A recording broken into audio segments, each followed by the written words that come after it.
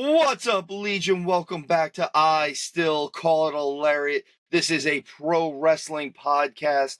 We are the mediumest pro wrestling podcast in the world. We're in the middle. We sit in the middle right now. With that said, this is the first time we're doing just a normal episode in about 2.5 months.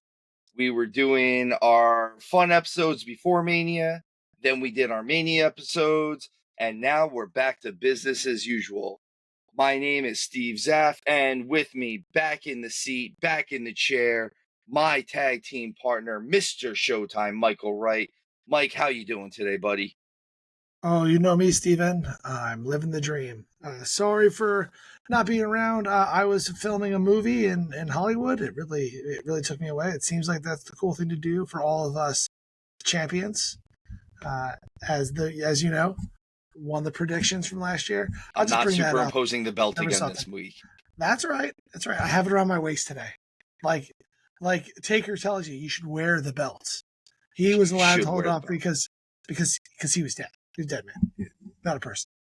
But everybody else should wear the belt. You should absolutely wear the belt. I'd stand up, but I don't want to see below the shoulder line. No one needs to see any of that for either one of us. In case anyone's wondering, it's because we are out of shape. We are a shape, but we are not in shape. It's fair enough. Showtime. It's been a while since we've done this, so let's talk about some nonprofit organizations.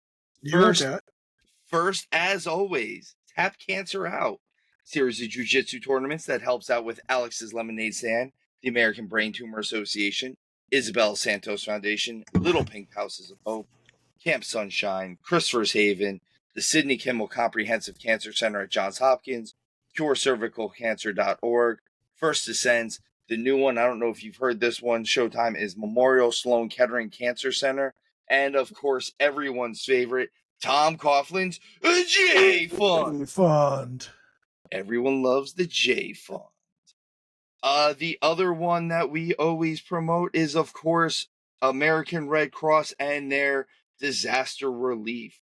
We did, in fact, have Mr. Brock on here a few weeks ago, and he gave a very, very good recommendation for the American Red Cross. He unfortunately voiced that he had his house burned down a few years ago, and the American Red Cross was there within hours to help him out and make sure that he had everything that he needed until everything with the house was taken care of. He couldn't speak better of them if he tried, and honestly, it's good to know that the organizations that we are helping out with and we are promoting are doing their job as they should.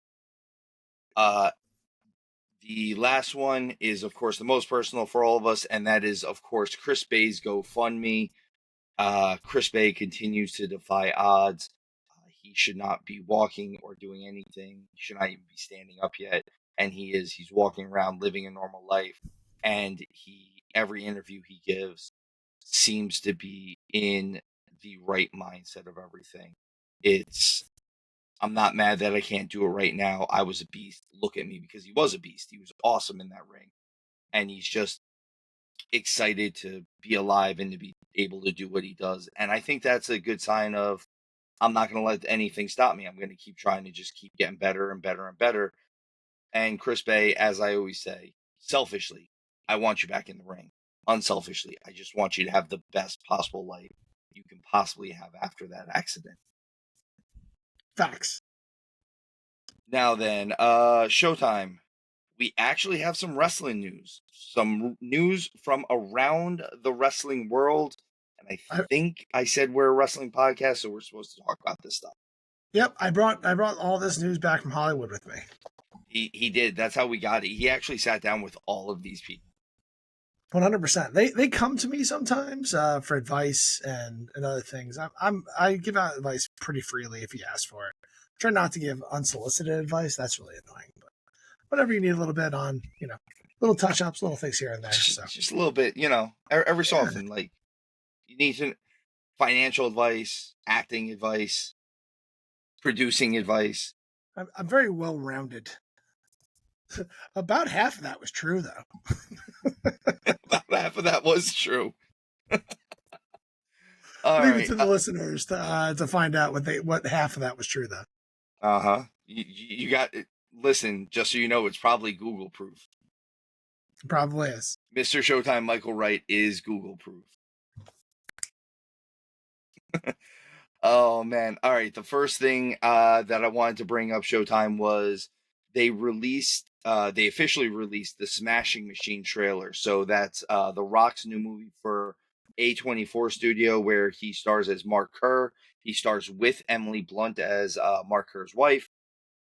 And it looked really interesting. It actually looked like it might be the first really, really good acting movie that like The Rock kind of came out with. A24 is kind of the studio right now. They keep just putting out stuff. Some of it I'm not into. They do a lot of horror stuff, so I'm not always into it, or like psychological thriller type stuff that I'm not always into. But they're also the studio that did Iron Claw and a few other things. Yeah, they have a ton of fantastic movies. I saw Civil War not so long ago, which was just crazy. A few other ones that are out there. They always have these artsy ones. They kind of buck the trend of those big blockbusters. I think this might be a shift for Dwayne the Rock Johnson, or the Rock Rock the Dwayne. the Dwayne Rock? No, I don't know. I'll stop. Of him going into more acting, like serious acting. Not the stuff that he didn't do before was serious, he didn't make a blockbuster star, but all these the last couple of giant blockbuster movies he's done hasn't made the money back. Black Adam hadn't. That Christmas one, the name is escaping me as we speak. Red One, I think it Red was. One, which I actually thoroughly was entertained by that movie. Like that, like it was like it knew exactly what it was, and it stuck to it, and it did its job. Sure, like it's one of those. It's I remember saying that about Crank as well. When Crank came out, it was right after Miami Vice, and I was very disappointed in Miami Vice because I was expecting way more fun, and it went like super serious, and that's not what the show was all about. So my expectations were not met. So you love that movie, good for you. I went in there with a very different expectation, and then the week later I saw Crank, and that's exactly what I wanted. That movie is just 100% silliness and off the deep end. I remember when we went in to see Crank, because I was like, man, I can't believe we're going to see this movie. This is just going to be the Transporter 3. By the way, this was before the actual Transporter 3 movie had come out. And you were the one who were like, listen, man, let's go in there and expect that this is going to be what it is. Like, this is going to be, there's going to probably be a lot of explosions, a whole lot of cool karate fighting. And if we're lucky, there might be some like comedy and nudity. And sure enough, we got all of that. It completely delivered, and that's where I think he's going to be moving away from those sort of movies into some more serious roles. Like maybe be taken a little bit more serious as an actor. I think this could be the first way in. This is the perfect way to do it. Like having portraying someone from fight sports. So we'll see how it is. I have full confidence in the studio that's producing this. So we'll see what happens next. Didn't they do the Iron Claw too? They did Iron Claw. Yeah. That's what I'm saying is they did Iron Claw. And here's the thing with all of these movies that are like this, Iron Claw included. Let's not forget that this is a dramatization. It's a biopic. It's not an actual biography. So there's probably going to be stuff that's changed in this too. So, but I think The Rock will play this part very well. I think Emily Blunt is an amazing actress. And as you said, I think A24 is a great studio. So I think we'll get really good stuff out of this. The other one, again, we're back to the movies. Liv Morgan is in the movies. Bad Lieutenant Tokyo. That's breaking news here. It broke about 2 hours ago, so we're not the first ones to say it. We found it on the Google machine. Google machine. Liv told me last week or like 2 weeks ago, but I wasn't allowed to say anything ahead of time. So this is. I don't know much about this movie at all. It seems like people on the interwebs are really excited about it. It's not nearly as big as they kind of made it seem. It almost like the way that they kind of built it up, or all the rumors we're talking about, like this was her going into some big superhero movie. Maybe she was Spider-Gwen or something crazy like that. And I Black don't, Cat, I heard too for yeah, like Spider-Man. something on the stratosphere there. I think maybe this is the reverse where they're using the power of WWE to help get this movie a little bit more spotlight. But if you know more about this, you can tell us below and help the viewers out. We did not do much research on this front. We did a quick Google search and found the name of Bad Lieutenant Tokyo. So tell us more. We'll kind of report more on this, on how big it is. The director seems like a relatively famous director. That's people are excited that he's directing this movie. I saw it on the Reddit. So As more information comes to us, we will give it to you, since that still seems like fun wrestling news. This week in the rest of the wrestling world that we usually cover, which would be TNA and WWE news. So there has not been much stuff TNA wise. Most of it is wrapped up in NXT currently. We will go back to reporting normal TNA stuff next week as we usually do. But we wanted to make sure we kind of just got back into the flow of things. So this week we will be reporting WWE SmackDown and WWE Raw. That is going to be SmackDown from April 25th, 2025, and Raw from April 28th, 2025. So the first SmackDown after Mania and the second Raw after Mania, since we did already do a review of the Raw after Mania last week. That was Slim Burgundy and myself. But Ram. with that, Did you guys call it Ram? we did call it Ram. I don't know if Ram. we called it. We might have called it Ram. Ram. Car Ramrod. Car Ramrod. Car Ramrod. All right. So Showtime. This was from Fort Worth, Texas. I believe they were where the Mavericks play. If going by Cena's colors of his shirt were Dallas Mavericks colors. They announced this as the final hour of the show was going to be commercial free, and it was. I slightly wished for a commercial here and there. I could have used a break. But with that said, the show opens with our new undisputed WWE champion, John, 17 time.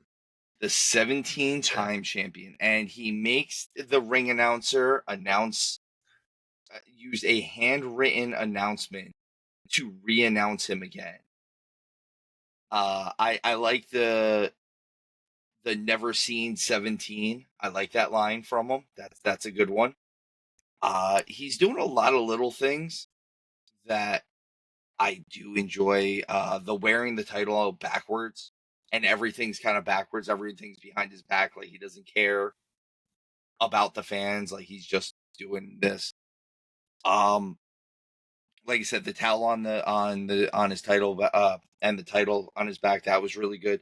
Someone I heard somewhere on a podcast that we're not sure how they're gonna like spin this so that eventually Cena gets cheered before he leaves, because they're gonna have to cheer him again. Is that a spinner pun? Maybe, perhaps spinner belt. God, I hope he doesn't bring back the spinner belt. Of all things, If he wants to ruin wrestling, I mean, that's the perfect way. Let's bring back the original spinner belt.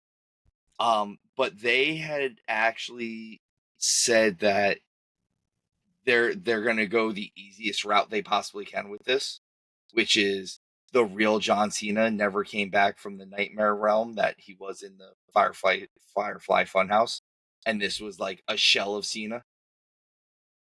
That's I dig that. I would take that storyline. I will say, this storyline's hard for a part-timer. The way that John Cena comes back and he talks about wanting to ruin wrestling, and this mission that he has, being upset about the years and years of being booed when they should have cheered him, and now it's too late. I'm here for all of that. I wasn't a big fan of the heel turn when they did it, because it just came out of nowhere. And that's the same thing that this storyline feels like right now. Like, he comes in and out.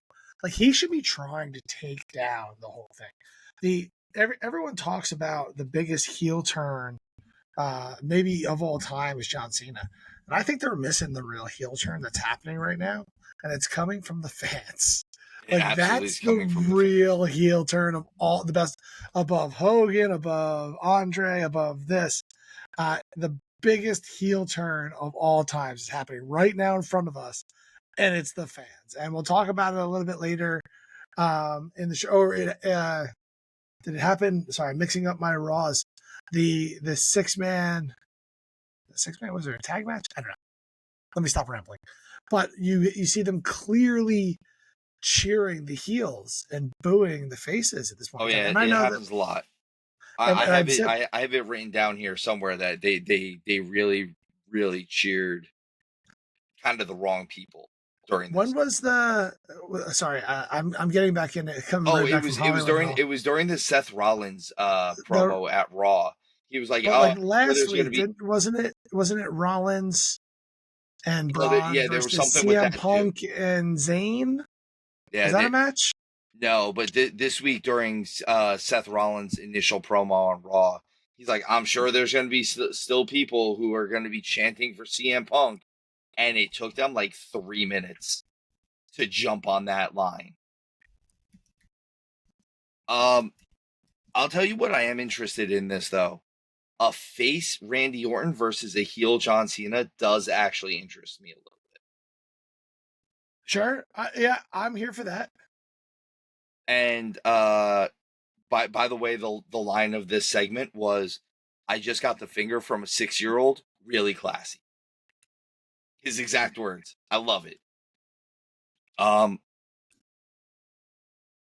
And then the end, Cena kind of hit Orton hard with this, where he was like, "I'm going to leave with this, and I'm going to." He's like, "Let's face it, this isn't because you're benevolent. It's not because you're mad that I'm, that I'm leaving with the title or anything like that. It's because when I leave, you stop. You're at 14 right now. There's no chance of you going any higher because whatever new title they create now, you have to start at 1. That's it. It's 1 at that point. It's not. It's so funny that's not true. That's not true. It's not Like, true. if you win the world heavyweight title, it's still a world counts, heavyweight title. Yeah, right? They count it. Like, Rollins counts for holding that belt. that's what I'm saying. But I like that he kind of how he says it is. He when he leaves, he's going to erase 3 generations of Orton's family, basically. I was like, oh, that's a good line. That's hitting. So, coming out of this, because clearly he's not going anywhere with this belt, does Randy Orton become the first ever 18-time champion? I don't know. I don't think so. I think Cena for it almost doesn't make sense to have Orton do it, just because, like, it does, but it doesn't. It doesn't make sense because I feel like Orton needs to start winding down soon, and not because I'm not going to quote an age or anything like that. He still had major back surgery. Like unfortunately his window got closed a lot because of that. Do I think Randy Orton could go until he's 50 or 55 and still look great because he's Randy Orton and still do things, a million times better than most people? Yes, I do. After having like fusion back surgery, does he want to keep doing that long? Like, does he want to go long enough that he can hold the title that many times? The being able to be the most winningest champion of all times can do some crazy things to people's heads. I mean, yeah, there's a And he's close. There's a white-haired old man that's still trying to get into matches. Yeah, that never happened. Woo! That never happened. But like, the RKO is still one of the most protected finishers. So, like, just hitting that move could get him a quick, cheap win. Like, he could beat Cena. I was actually saying this in the episode last week when we did the Raw after Mania, the Ram. Ram. I think that I don't think there's a medium ground here. I think there's only two ways they go about this. Orton wins it right here at Backlash, and Cena's done with the title after that.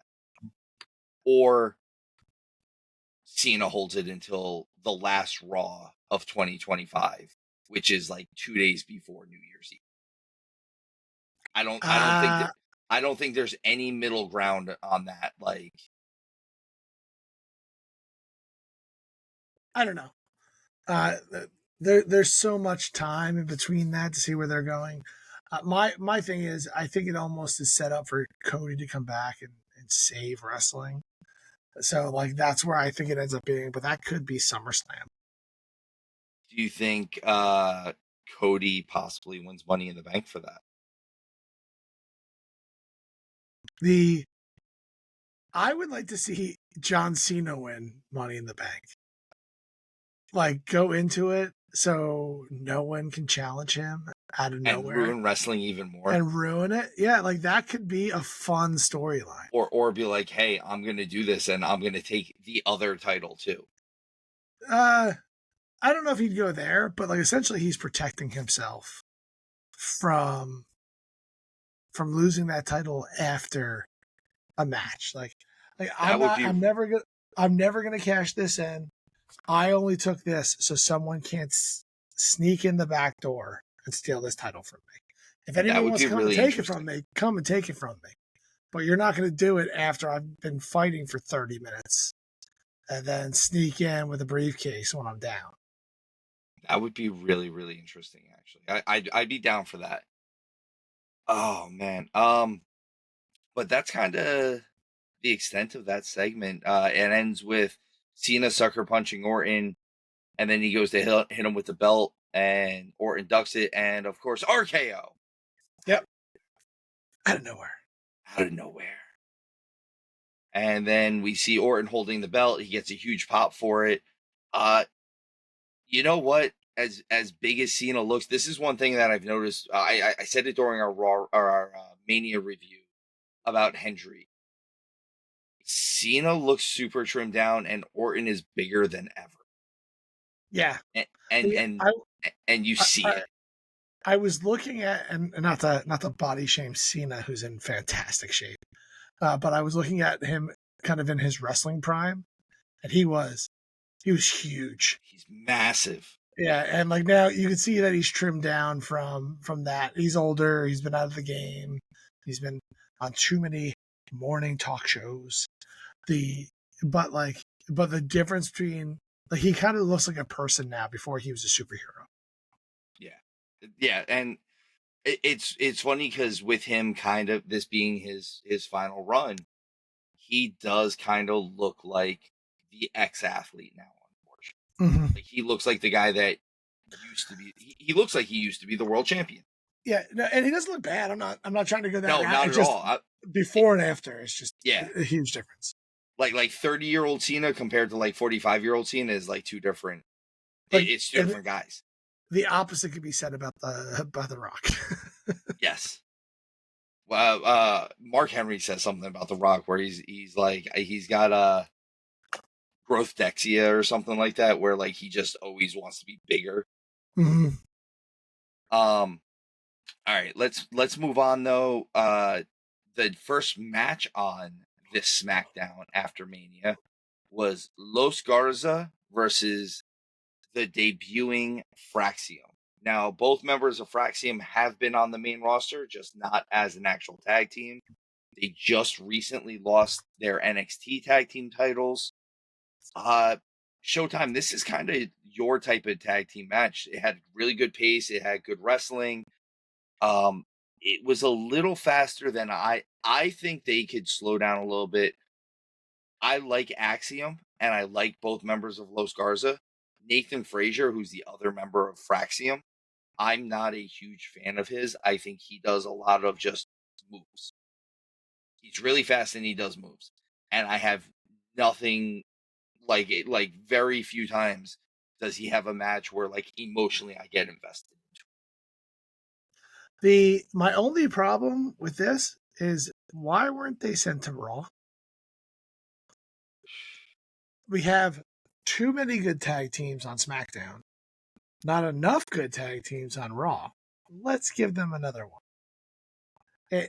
That's where I miss it, because like I would love to see these guys feud with the New Day and feud with the Judgment Day, and even the War Raiders, but and they're going to be great feuding with the guys that are on the main event of this card. But there's already a three-way kind of tie for who the tag team champions should be, and that's why that they're here. And that storyline between the Street Profits and Motor City Machine Guns and DIY is going to continue on. Like, that's not going anywhere for a minute. So why aren't these guys on Raw? Like, Raw needs some life in the tag team division. They definitely do. And also, let's face it, they're another one of these tag teams on SmackDown that are kind of almost exactly like. What's the difference between Fraxium, Los Garza, DIY, and the Motor City Machine Guns? They're all kind of.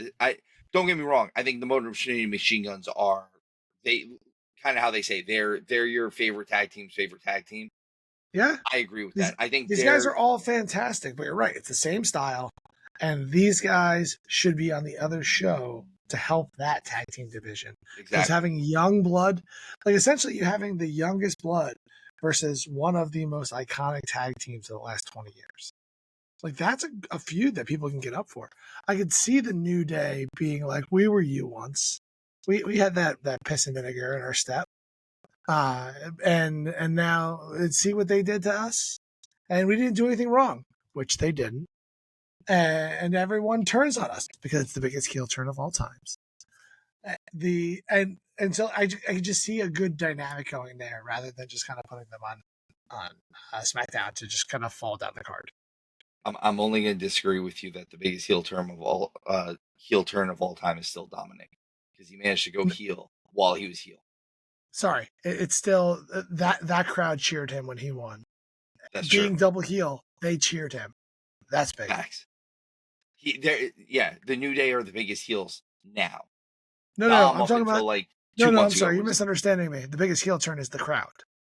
Oh, yes. Fair. There we go. Not the New Day. New Day's nowhere close to. No, they're very close. They're close to Dom. Nowhere close to the crowd. That's fair.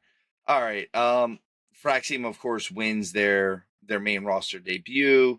The only I'm gonna nitpick this match a little bit. There's one spot during this match, and it's proof of things that I don't like in matches.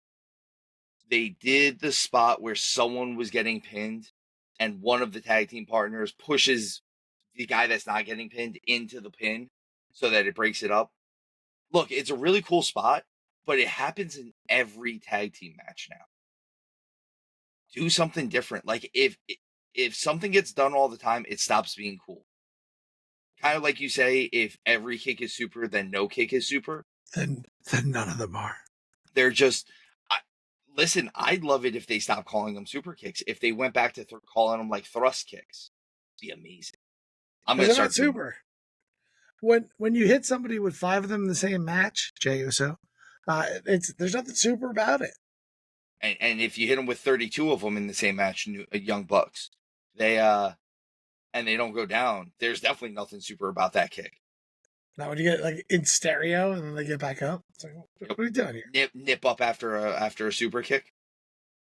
All right, so the next segment that they bring on to SmackDown is it's Tiffy time. It's Tiffy time. She comes out for her promo, talks about being a little bit hesitant, not sure whether or not she was going to actually be able to beat Charlotte Flair, and then she came through the other side and is still the WWE Women's Champion. And then Jade Cargill comes out and interrupts her. There's certain things about this, and believe it or not, I'm gonna harp on Tiffy a little bit on this one. Tiffany Stratton looks scared when Jade's music hits at first. And she's supposed to be a face now.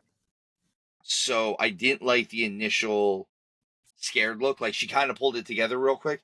But I think that natural heel persona that she does bring out a lot of times kind of came through at first. She's not a baby face. She never turned face. She never changed the way she acts. Same thing with Roman Reigns. She just People cheered. the fans turned heel. The fans turned heel. She double crossed her friend to be champion. That's not a face move. Not critiquing Tiffany at all. It is Tiffy time. I was the only one that had faith in her at WrestleMania. But I know. You're already 2 ahead of me, 3 ahead of me, something like that. 2 ahead of you, but I'm tied with Hound. That's where the real challenge is now. But she never changed anything she does. She's still the same person. That's fair. Only face thing she's done since the fans started cheering her is team up with Trish Stratton, because you can't be a bad guy if you team up with Trish. No, Trish gets cheered even when she is a heel. When she did the whole "thank you Trish" thing, she was still getting cheered. She's never a heel. Always as Scarps Esquire would say, international treasure. So they say. Let's see. So the one thing that I never get on Jade about, and I'm gonna get on her for this one, whatever they prepared for her, whatever she was saying, you could tell they prepared it for her. Like, this was not her talking. This felt very unnatural. And I'm not even mad at her. I'm mad at whoever handed her this and said, you have to read this. Because she's usually pretty good on the microphone. Like, that's the one place that her star shines. Like, she just looks natural on that mic. And every time she said a word, she didn't look natural. She didn't feel natural. And she didn't sound natural. It gets into a match. They come back from break, and we have this match.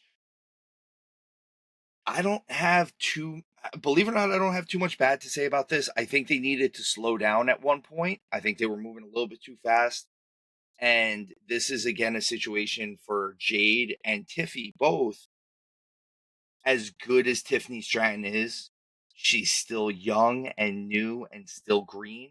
She should not be leading this match, and she clearly was. And Jade is also new and green and should not be leading a match.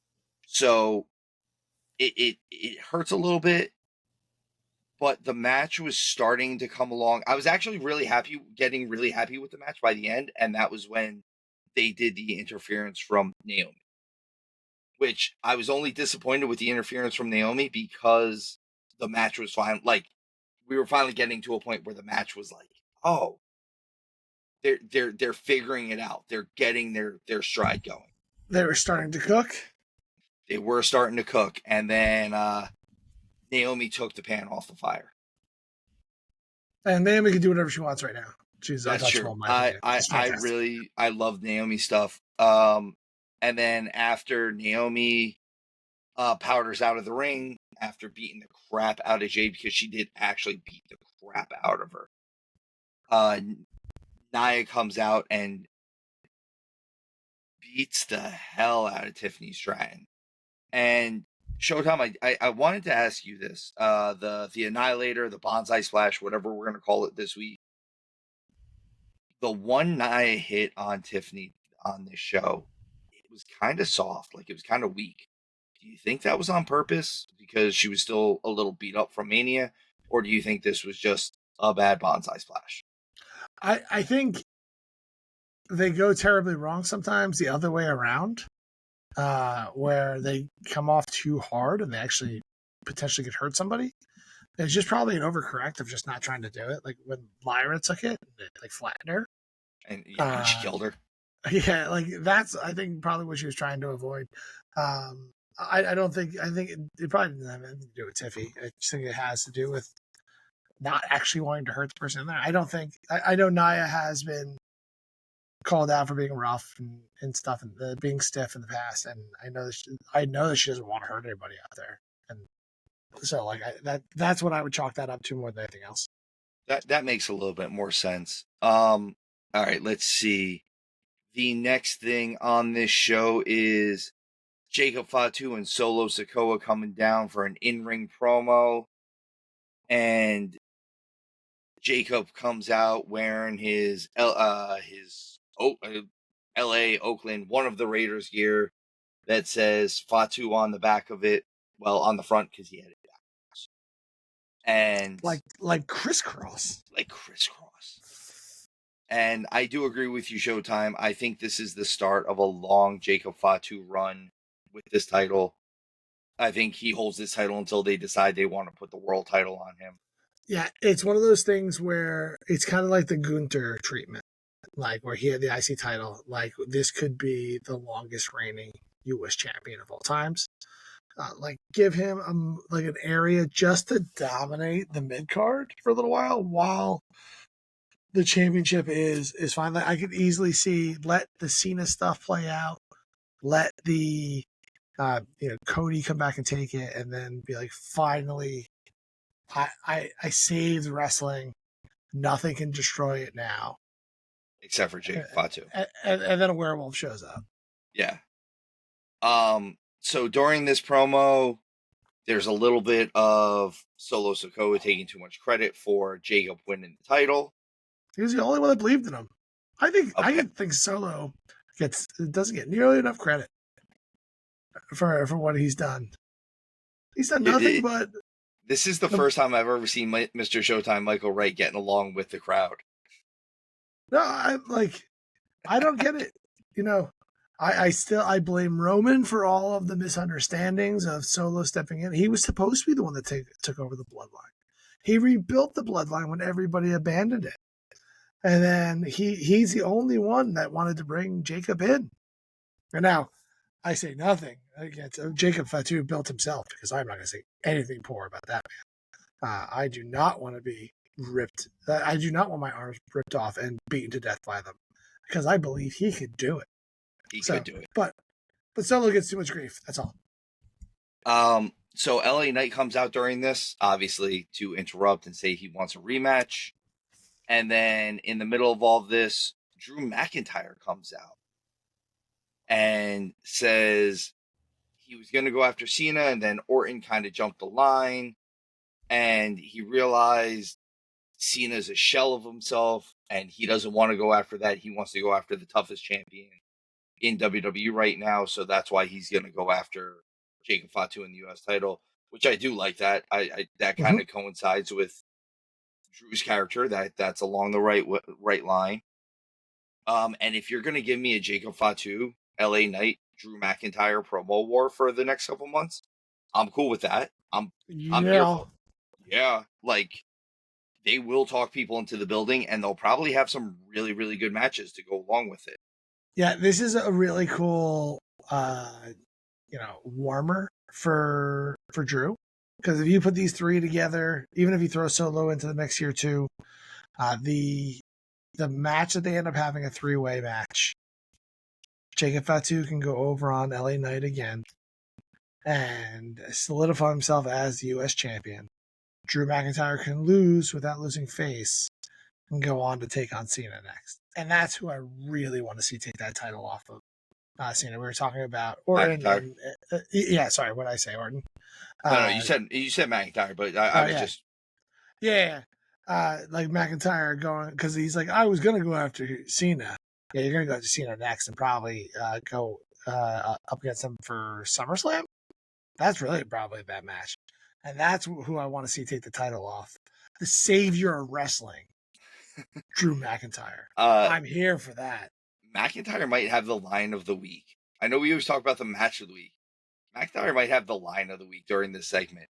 Oh, and then all of a sudden I realized this was Nepo Wrestling Entertainment.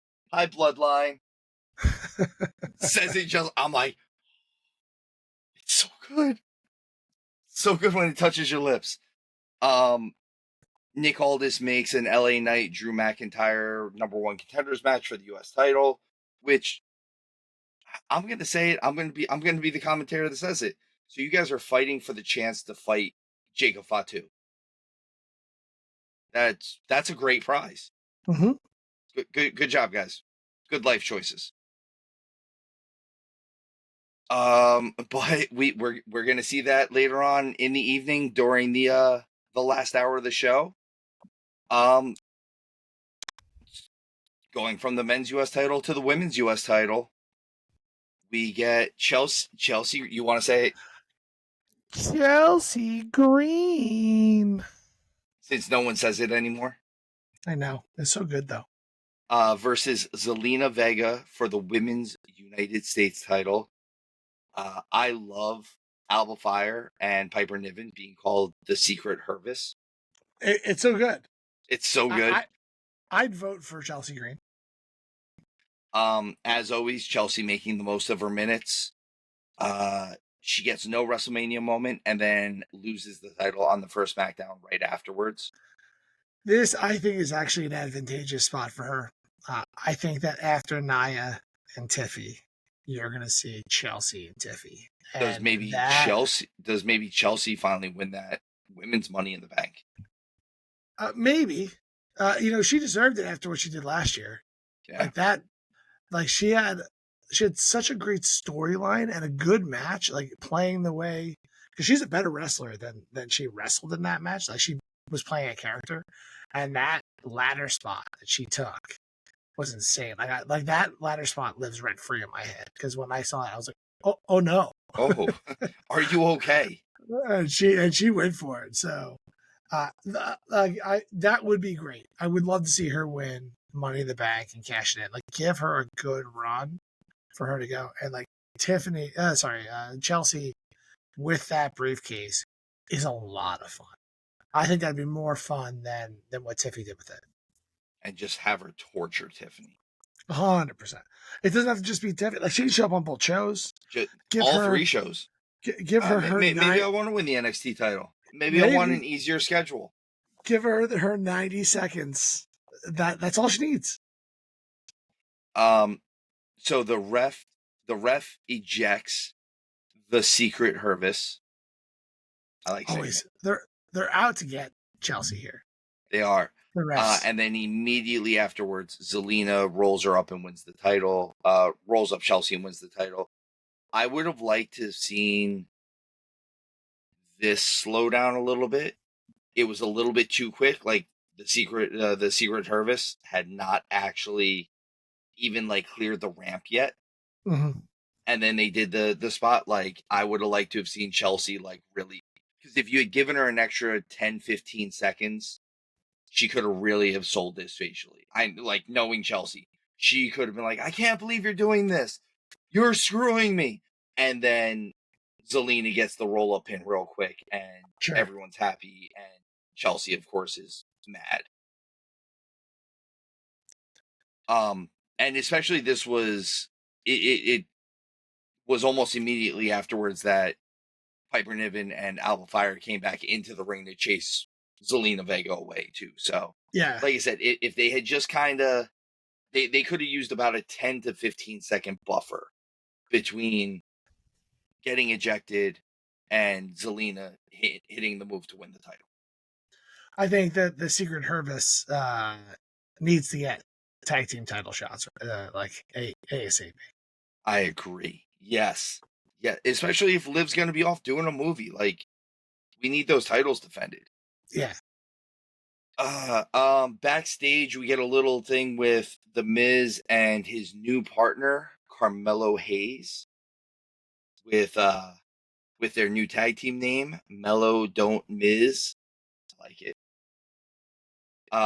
And Miz gave Mello kind of what was it? Brewster's Millions, mm-hmm. where he gets the Johnny Bench catcher mitt. John Candy does, so they instead do it with Andre the Giant's face around Mello's neck, because you should want to walk around with that. Fair enough. He's always watching. Always watching. But this immediately goes into the Miz saying he's got to go get his own respect, and goes to he comes out fired up and calls out everything that they should have been doing for him for the last like 2 weeks or so.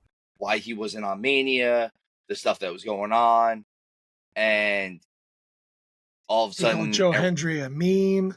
yeah, Joe Hendry a meme. He called.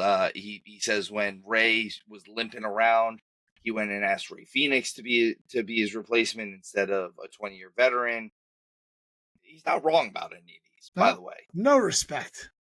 And then he gets even less respect because Aleister Black has returned and hits Miz with the fade to black. The fans love it. This is one of the few times that they cheered for the guy that's supposed to be the babyface in this scenario. Ish. The creepy, spooky guy is the babyface. In this case, yes. We live in a real weird world, man. The crowd are heels. If they're cheering for him, he's the bad guy. Fair enough. All right, let's see. We get the LA Knight Drew McIntyre match, U.S. title #1 contenders match. So I have written here. I know this technically. Can you guess how this ended? Before we get to the end, I know this drops Drew into the mid card, technically, but I'm more excited over those three guys fighting over this title than I would be if Drew was just kind of wedged into the top right now. I think this is a good placeholder. This keeps him warm. He's still there. He's going to be able to kind of build up his actions. He'll be able to say a lot of stuff that'll allude to what he's doing next. It allows Orton and Cena to get the spotlight they deserve and have that like one more time. And then we'll set up Drew next. Well, and I think this does a lot of things for a lot of people. One, like you said, it keeps Drew warm. Two, this is finally a feud that LA Knight, if he sticks around for it, can prove that he maybe deserves to be higher up the card than what he's been given, because some of it is realistically, was Carmelo Hayes or Andrade going to be the proof that LA Knight deserved to be higher up the card? Well, not when they're wrestling a match against each other and leaving him out of it. Exactly. Where him having a war of words with Drew McIntyre could be great. Mm-hmm. And then you throw Jacob Fatu into the mix. I have written here, this match is pretty classic style. Like, I like how the match builds. They do a nice slow build for the match, which could be just because they're both kind of beat up too at this point. But I really like the match. Solo and Damian Priest both got involved. And then by the end of it, Jacob Fatu destroys everybody. Everybody except for Solo and Drew, because Drew had already been chokeslammed through a table. Does this turn into a Jacob Fatu gauntlet match?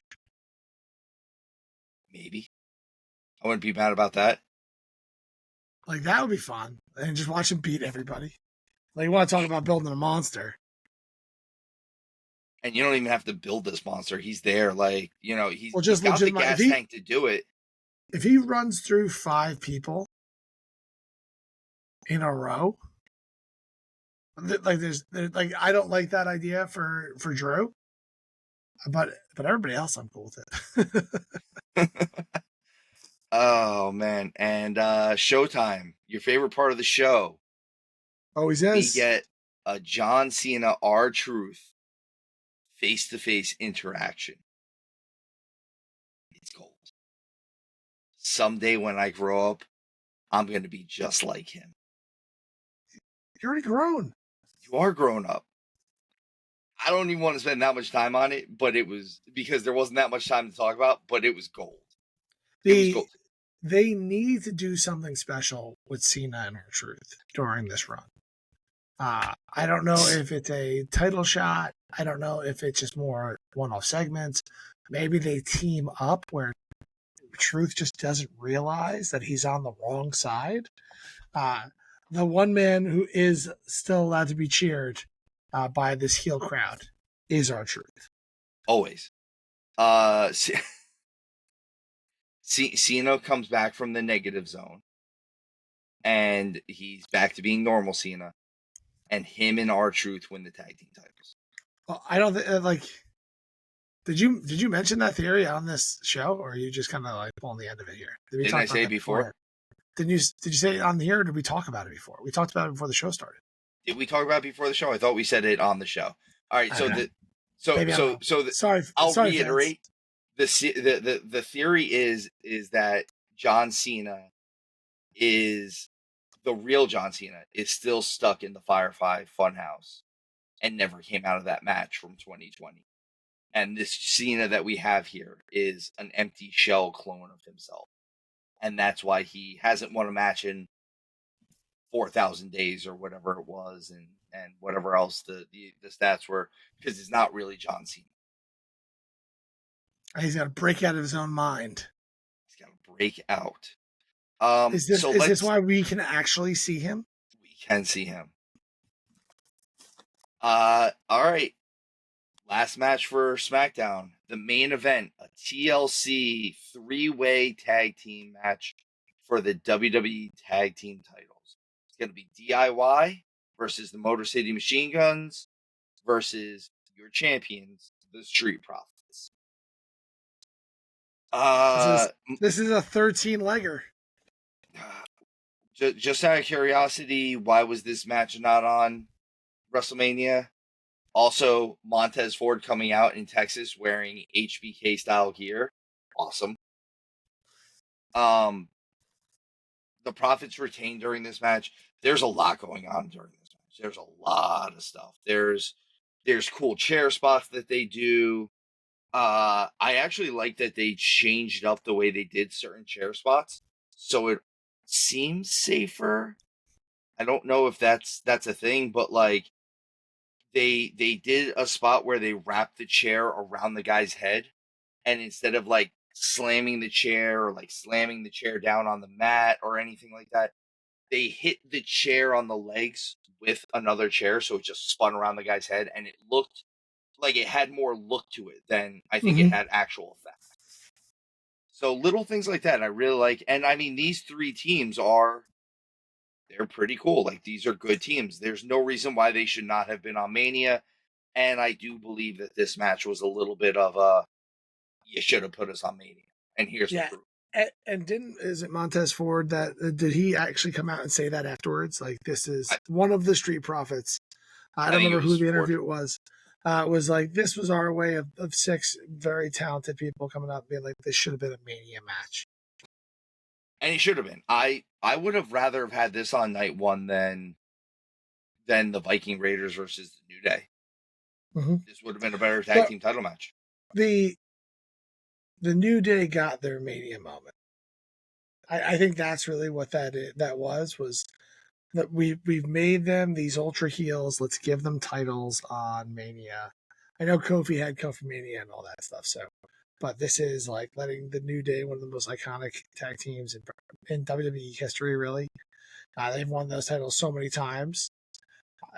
Giving them that moment to shine on Mania, I think was the point. The reason why these younger people, except for the Motor City Machine Guns, that's why they weren't there. Tommaso Ciampa looks really weird without his beard, but can't help that. So it took a tumble and had to get stitches in his chin, and had to shave the whole thing. I saw the way it looked. He had a huge gash on his chin. It looked ugly, and I'll say this: after a week of having it shaved, it looks a lot better now than it did last week. Mm-hmm. But that was SmackDown. That was this first SmackDown after Raw. I can't wait for SmackDown to go back to 2 hours. I think 3 hours is way too much SmackDown at this point. It's so much SmackDown. It's so much SmackDown, especially since Raw just varies in its time right now. So, like, this Raw was only like 2 hours long.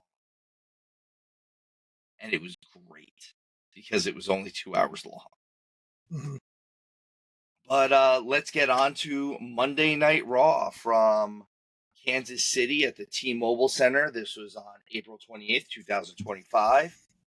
We have Nick Aldis filling in for Adam Pearce as the Raw General Manager. And it opens up with the new power group, Seth Rollins, Braun Breaker, and Paul Heyman, doing an in-ring promo. I'm really glad Seth is acting more serious now. He's not. He's not. That was a lie. I'm sorry. That was sarcasm. He gets more serious at the end, and some of the way he talks to Sammy Zayn during this show, he gets more serious. But his more serious stuff is his better work. Mhm. Otherwise, he kind of just sounds like he's whining, like the Joker-esque promos that he tries to cut. It just sounds like whining to me. It doesn't sound good. It doesn't sound. I think the song is more over in this style than he is. Where when he gets a, we have a world champion that's over because of Yeet, so that's fair. That's just what the fans, how they turn. I really like this promo because of how Rollins just trying to be a good friend. Join us, or let me get you out of the way somewhere safe. Like Sammy, like we're boys, right? I wish you no ill will. Just join us or move on. Go tear down SmackDown. We'll help you. We'll pull the right strings. We'll get you transferred over there. Because if you're here, we're just trying to take over, trying to save wrestling on the other show over here. And Rollins is always trying to save wrestling. Always just trying to save wrestling. And Sammy doing the Sammy thing. I tell you why. I have that written here. Sammy getting involved where he doesn't belong again. Well, he's not ready to join this group because he can't take it down from the inside yet. They haven't had enough interaction for any kind of dissent. He needs to be that cancer later into this.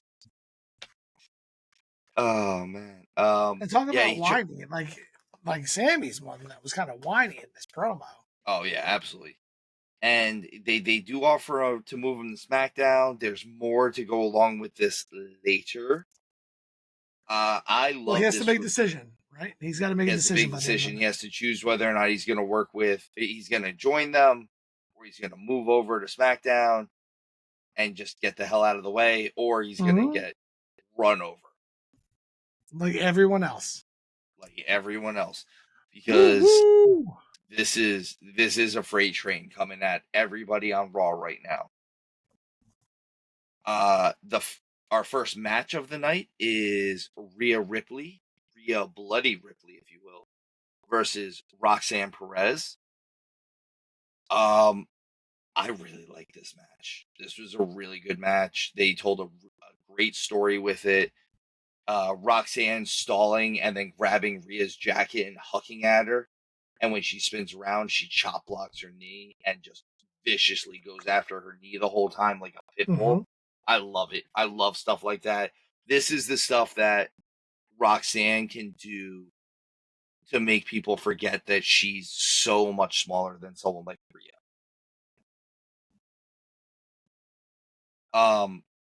I have written here, Rhea got a bigger pop with a short lariat than most people get with a 450 splash. Well, she's just fantastic in the ring in general. Like in my mind, she might be the best wrestler in wrestling right now. I don't even think it's an argument. She's at least the top 5 star in the company, right? Like definitely between both shows. Like I want to see her versus Will Ospreay. Yes, I agree. Except for Ospreay wouldn't be able to kill himself with Rhea. He sure could. I mean, he can try. This match ends with Julia jumping Rhea, and then Roxanne and Julia both kind of jump Rhea, and then Io comes out to make the save, and then they both kind of start jumping on top of Io, and Rhea comes in, and both Rhea and Io are standing tall afterwards. I think that means they're friends again, sort of, kind of. I'm not sure. Yeah, they were never not friends. It was just the disrespect. It was always the title that they were after. It wasn't like there was animosity. Like they've been so tight for so long. I am in absolute love with this high energy Io. Like she's on a different level ever since defending the title at Mania. Her whole like really excited like joy for wrestling is infectious, and her whole like, I can't do it. Her like as she shakes her head thing. and gets like she gets so into it.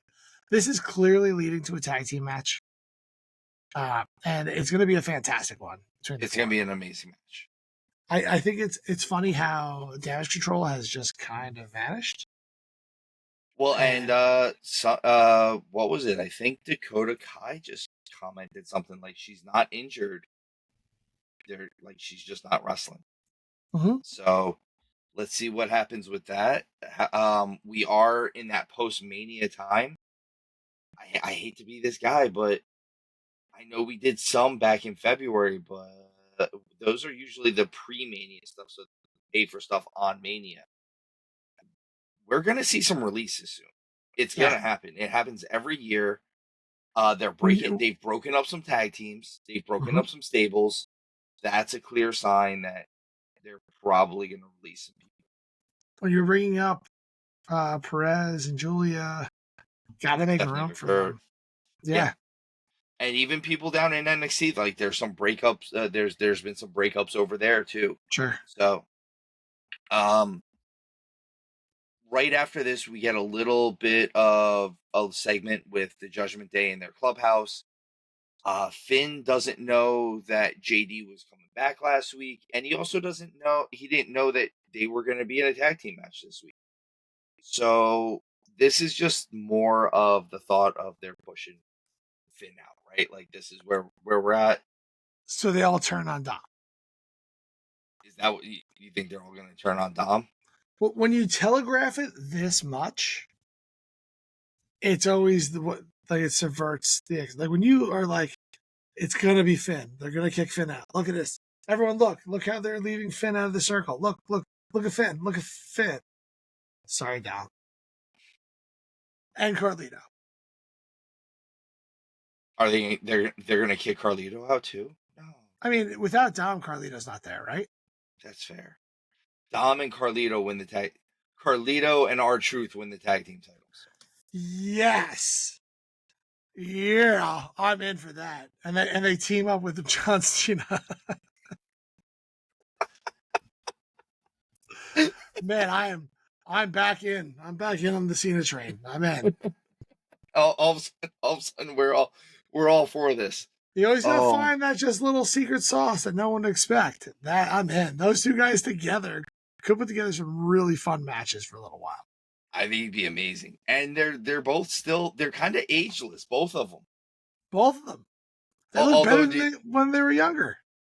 Have you heard? I think it's Chris Van Vliet does an interview with Carlito where he's like, "Are there any moves you can't do anymore?" And he goes, "Yeah, all of them."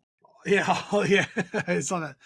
Yeah, he can't do nearly that. So that's why he's in the situation he is now. But he's still performing. He's clearly having fun. He is in great shape. He's just a body guy now. Yeah. Which I never thought I'd say that.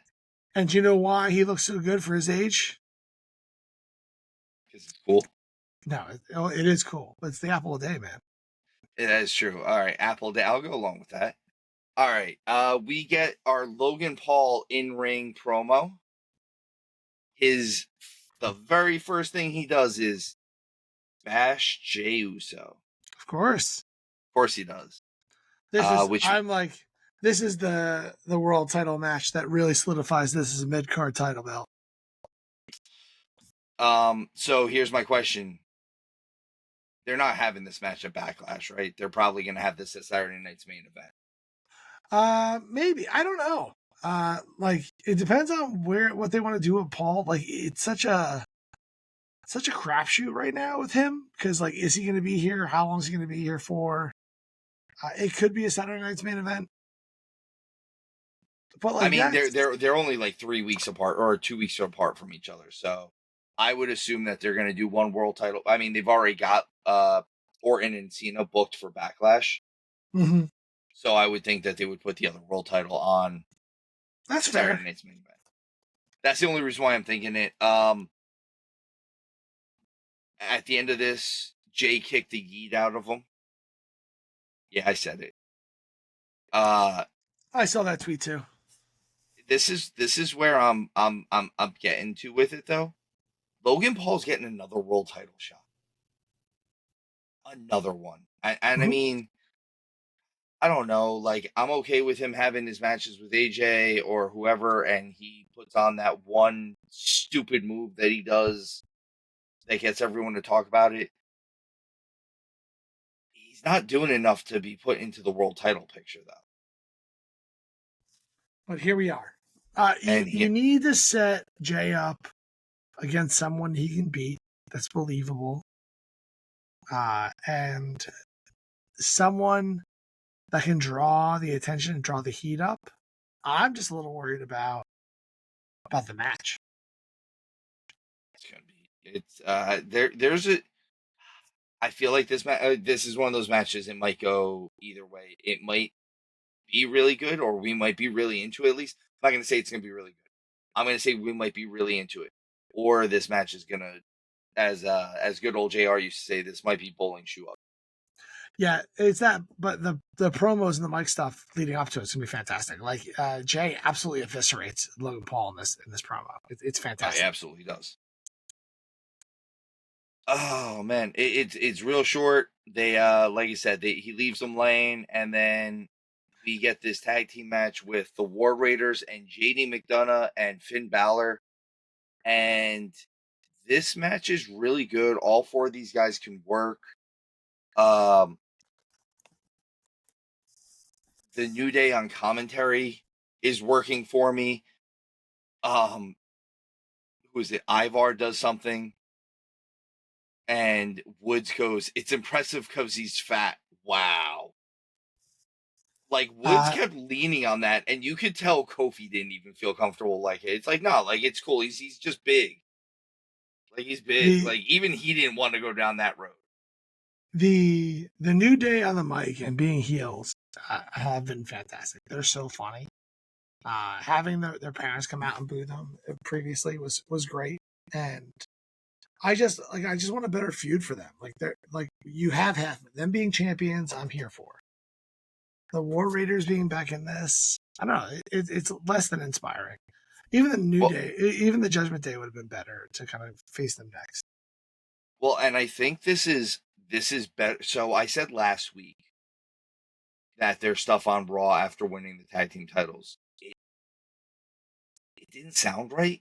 Mm-hmm. Again, whatever their promo was, whatever they were reading, whatever they had rehearsed, it felt rehearsed and it felt just unnatural. Again, unnatural. It wasn't the stuff that they did with Big E was so good. And then this stuff that they did last week was the exact opposite of that. Mm-hmm. And then this is like them being back there like, hey, yeah, I'm just going to say what I want. I'm going to say that this guy's fat because, well, look at him. And I'm not saying he's fat, by the way. Xavier Woods says he's fat. Mm-hmm. This is let's see. I like New Day giving Michael Cole the business during this. JD McDonough looks amazing after coming back. Like the crowd couldn't help but cheer him, and they should after coming back off that injury. After he really hurt that table? Yeah, after with his head. Penta cost Judgment Day the match. The end of the match was a little weird, though. Again, some of these tag team matches, they're getting a little muddy at the end. The match itself wasn't bad, but Carlito came on the apron while JD was in control of the match. And that pulled the referee away, which let Penta come out to, like, interfere. Mm-hmm. So it's a little weird when you get to that. But Carlito messing stuff up.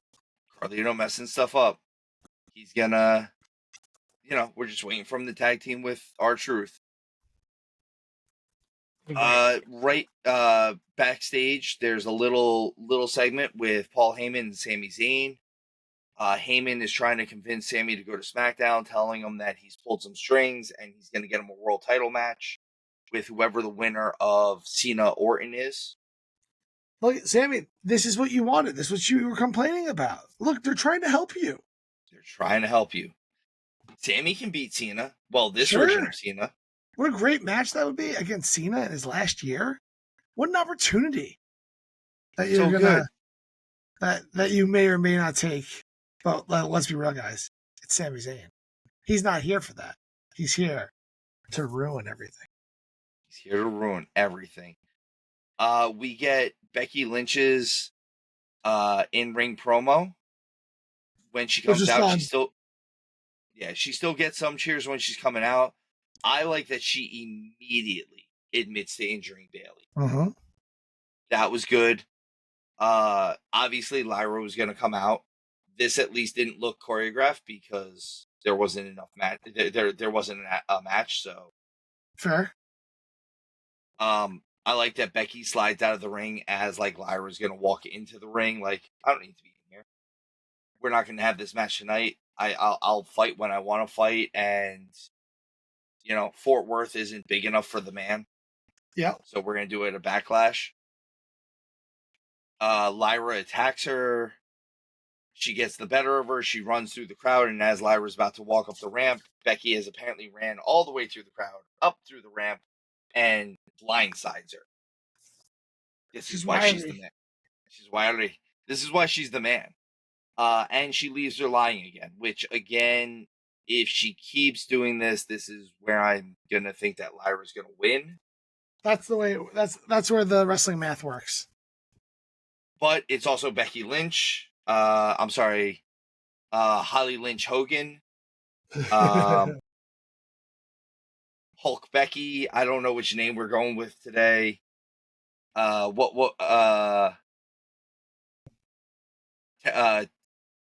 Becklea, I think I said last week too. Nice. Yeah, I was reaching a little bit, but it came out good. Backstage after this, we get an interaction with Penta and Chad Gable, and we also find out that Penta's going to get a one-on-one match with JD McDonough next week. Mm-hmm. And Chad says, you losing at WrestleMania wasn't the highlight for me. It was your brother getting his first L to El Grande Americano. To the large coffee. It is a huge coffee. And then, so Penta nails him, does Zero Miro. And obviously is this just going to turn into like all the luchadors are just going to attack Chad and or El Grande Americano? Correct. Or John Cena is trying to ruin wrestling.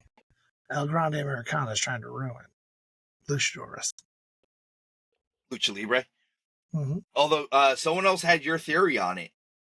El Grande Americano is going to go down to AAA and be a menace. It makes sense. I heard another huge podcaster say it, and I went, wow. We technically said it first. Showtime said it first. I give you credit. I acknowledge you, Mr. Showtime, Michael Wright.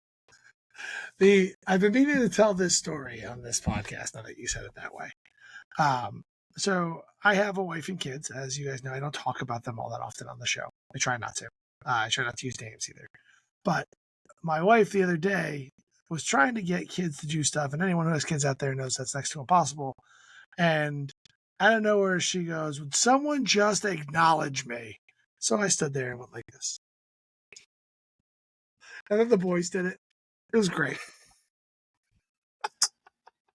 I can see the boys doing it too. She was acknowledged. She didn't get what she wanted, but we pointed for her. I was gonna say, how did she react to that? I had to explain what was happening. I was gonna say, did she react about the way I assumed she would? Yeah, she's chill. So like, it's not like she freaked out. She was more of an eye roll and being like, "This is nonsense.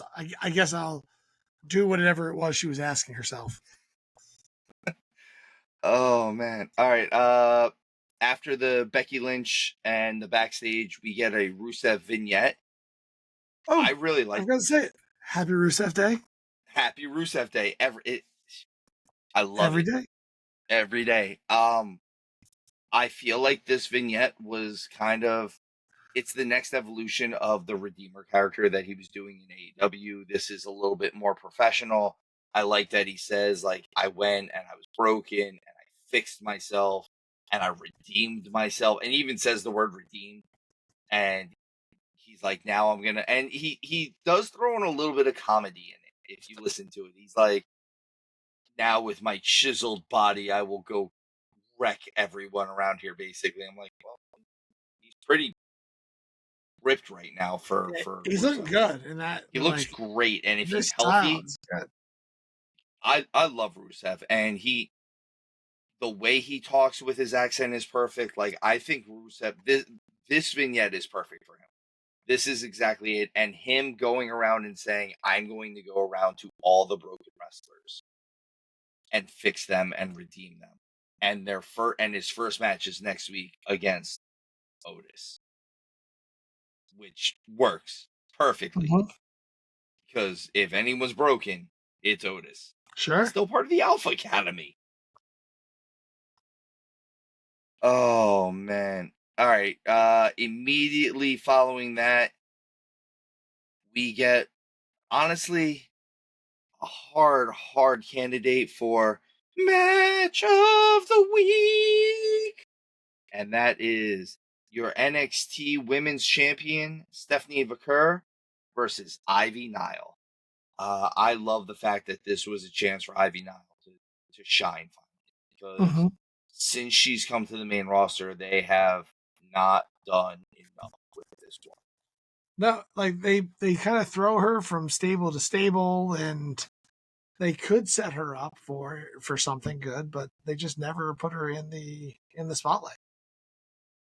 This was a great match, and regardless of the finish, I think Ivy Nile looks better for being in it. This is one of those matches, like, if you can keep putting on matches like this is great. Showtime, this match starts with, wait for it, wrestling. They wrestled. It's crazy. They wrestled in a wrestling ring on a wrestling show. Like, they put together holds and went for the win. Like, they tried to win. I couldn't understand it. Both of them are very smooth. I'm a big set. You and I were big on Stephanie Vaquer when she had that match with Mercedes Moné. 100%. What, last May? She turned it, like, where we didn't really know much about her at the time. We were like, Moné's gonna win, blah blah blah. And then, like, during that match, it was like, oh, I'm rooting for her. I'm rooting. I made a heel turn at that moment in time. Exactly. Stephanie is really good. Not just good at in-ring stuff. She's good at playing to the crowd, which is probably why she's as popular as she is. Like, that's why she's becoming the star that she is. The only, again, and this is me nitpicking because this match really was so good. Ivy Nile does that weird jump kick in the corner when someone's standing there. And I think it would look better if it was a normal drop kick rather than like a karate kick. Sure. Like, if she ran through with a real drop kick, it would look better. But again, that's my issue. My only issue with this match. Other than that, I think Hound has said it on our NXT episodes. I think Stephanie Vaquer needs a new finisher. Her finisher leaves a little bit both to be desired, and it gives a lot of room for error. And I think since she does that, like, Sky Twister, I think that's a better universal finisher for her to use.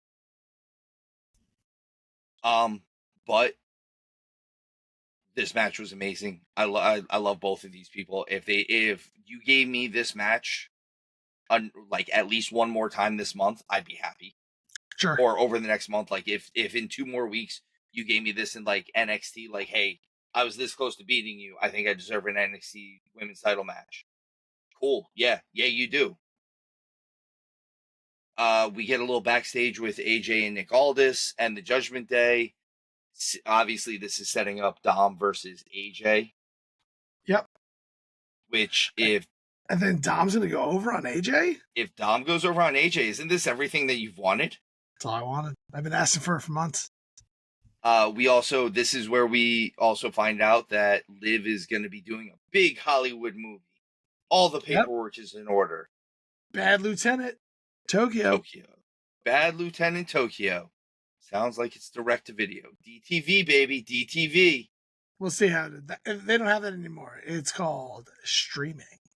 That's true. That shows how old I am. I like that during this, Dom is like, I need some time off too. Why do you need time off? I'm the champ. I do what I want. Yep. Sounds like Mr. Showtime Michael Wright on that one. I do what I want.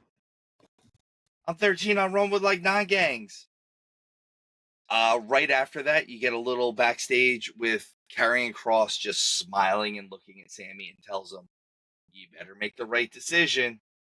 Doesn't tell him what the right decision should be. Just because it's clear. Go to SmackDown, be the number one contender. Get a world title shot against the greatest of all time.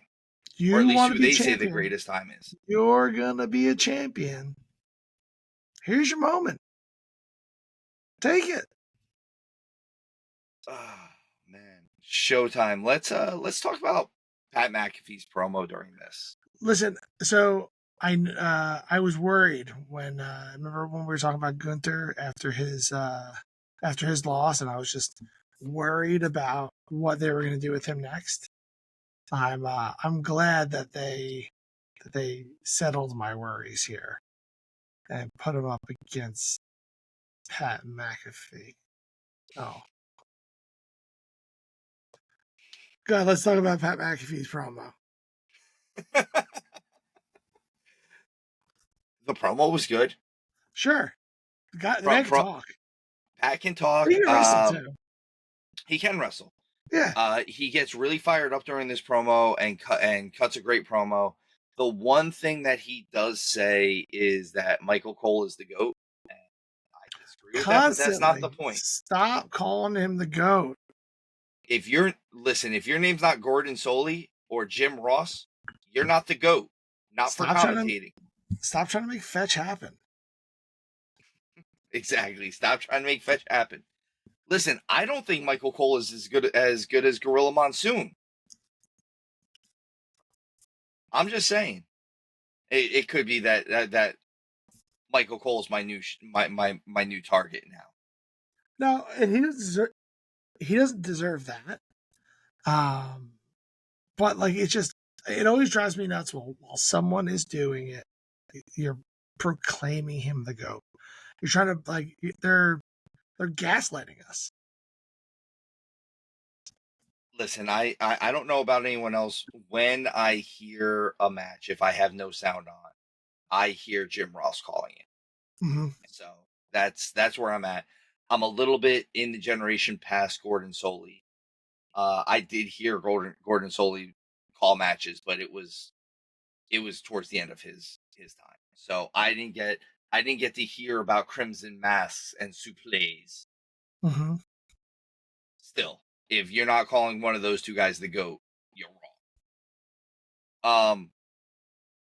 They do a quick thing with Jey Uso where he talks to Sammy about his decision, and Logan Paul sucker punches Jey right afterwards, leaves him laying with that bionic hand. Showtime, I think we talked about this, but we'll talk about this on a regular show now. Should Logan Paul be forced to have some type of padding on his hands, a la Lex Luger? Yeah, I mean, it's just one of those things where if it's that powerful, and like that helps with like if he has to wear like an MMA style glove, like one of the lightweight gloves, in order for that to happen, and then he can take it off, and like that's like a moment like that feels like something you can build towards. And that could be one of those things like if you want to reverse a decision, like he nails him without the glove and he can't get the glove back on. And then when the ref makes the count, he stands up, realizes the glove isn't there. Oh, time to call for a DQ. It's not rocket science. This has all been done before. It's just, it's been so long since it's been done. We can do it again and it'll look great. Theatrics. All theatrics. Let's see. We get Sammy's decision. Seth plays on 20 years of friendship to get Sammy to make his choice. Seth being serious during this is always better. Honestly, I think this part of their promo stuff is better than anything that either guy has done in probably the last 9 months, Sure. realistically. Sammy getting fired up during this segment and does really good work. Like I said, it's just some of the best stuff I've seen out of both of them. And then Sammy being like, you're right. When we're not in the ring, when we're outside of these buildings, you're one of my best friends. With that said, I know who you are in this ring, and you like to play the game, and I'm not good at playing the game, which is a lie. He's great at playing the game. Yeah, Dismantles. he invented the game. He's so good at playing the game that he's convinced you that he's not good at playing the game. Exactly. And then you think about it, and you played the game, and now you have to say, "Damn it, I'm playing." Ah, damn it! Oh, but he tells Seth to go to hell, which leads to he now has to fight Braun Breaker. Mm-hmm. I like that throughout this whole thing, though, and this goes back to something you said a little while ago, Showtime. Braun is just kind of mean and aggressive, which means at some point he can still go back to being babyface because he's not backing down from a fight ever. He's just a fighter. They're already cheering him. Yeah, I mean they were asking for one more time during this too. Yeah, you don't say the best heel turn of our generation is the WWE fan base. The fan base. They were doing it to Becky over Lyra, where they were looking for another manhandle slam. Like, Lyra is a top tier babyface. Yeah, like a vanilla babyface, like a white meat babyface. And they were asking Becky one more time. One more time. I said this last week with Slim. Braun Breaker is possibly in the perfect position right now. Yeah. Because he's a freak. He's athletically gifted. And he's a natural. Mm-hmm. And he has the want to, but I don't think he has the know how to yet. So Slim had asked me last week if I thought Braun Breaker should be slowing down. And I answered it this way, and I'll see if you agree with me, Showtime. The answer is yes and no. All the matches that he's had up until now, no, he should not have been going slower at all. He should have been keeping that speed, destroying people. We didn't need to have the story as much. Now, the guys that he's going to be in there with, regardless of if they're in the same team, he's in there with Seth. He's in there with Heyman. He's in there with CM Punk. He's in there with Roman. These are guys that now you have to pull back a little bit and tell a story. So, yes, I think he's going to slow down, but it's going to make everything look better and faster. And like I said, he's about to sit at the real learning tree because he's going to be learning from all of these guys. We've talked about this in the past. The best wrestlers are the ones that can put on a match that makes both people shine. Yep. So if that means slowing down, then that's what that means. If it means finding your opportunities to go really, really fast, that's what it also means. So yes and no is probably the right answer. I don't know if I'd put it that way. I'd probably lean more towards the no, but it's to stop and learn and figure out how to showcase both people, because no one can go as fast as he can, and that's going to be a thing forever. I mean, the only person I can think of on the whole roster that's as athletically gifted as him is maybe Fatu. But he's not as fast. Like, that's kind of what you're talking about. And like, Jacob Fatu is agile, and he could do stuff that the big man should be able to do. And those two guys will be WrestleMania main event one day, I think. 2 years? Yeah, that's probably right. Maybe 3. 2, maybe 3. Jacob Fatu at the time will be 34, 35 years old. Mm-hmm. Braun will be not even 30 yet. I'm going to say, I know I keep saying this one. I really wish the Super Spear was a Super Lariat. Yeah. I just don't want him doing the spear. I don't want everyone doing too many people are doing the spear, and But he's the one that should do it. I love when football players do it. And he's an ex-football player. Like, that's the people who should do this. So I will say it this way, though, and this is how I've been selling it. If he did it as a lariat, is the only time I'm going to call it a line, and it's because it's a specific line. If they called it a Super Steiner line, then I'm in with it. Because the Steiner line is a specific move. It's a move that his father did. And if he nailed somebody with a Super Steiner line and put him down, yeah, probably. Yeah, here we go. And he nailed 4 spears on Sammy, and of course the fans chanted for more because they're heels. Great decisions there, Sammy. Great world title decision. shot. 4 Could have had a spears. world title. Oh, Sammy boy. The Sammy boys are Sammy boys. Like Carrion's in the back being like, come on, man. The decision was so easy. Oh, but so Showtime, that was this week in WWE. Welcome back to the fray. Well, I feel like it's been way too long since we've done this. Sure has been. I mean, you were out gallivanting, you were in Hollywood, you were in Europe, you know, I think you went to Tokyo once or twice. Possibly went to I'm a big deal Bad in Japan. Lieutenant Tokyo. I'm a legend in Japan. Oh, but Legion, thank you as always for joining us. Where our numbers are consistently growing. We love you guys. We're so happy that you're here. I just looked at the stats recently. We are kind of fully global now. 64 countries and counting. So that's huge for us. Thank you everyone that watches, that listens. Hit the like, hit the comment, hit the subscribe. Like Showtime says, if you know someone that likes wrestling, tell them about us. If you don't know anyone, tell them about it to a stranger. You're on the subway, tell them about it. Maybe don't do that. That could be dangerous. Kids, don't do that. But Showtime, got anything you want to leave the Legion with?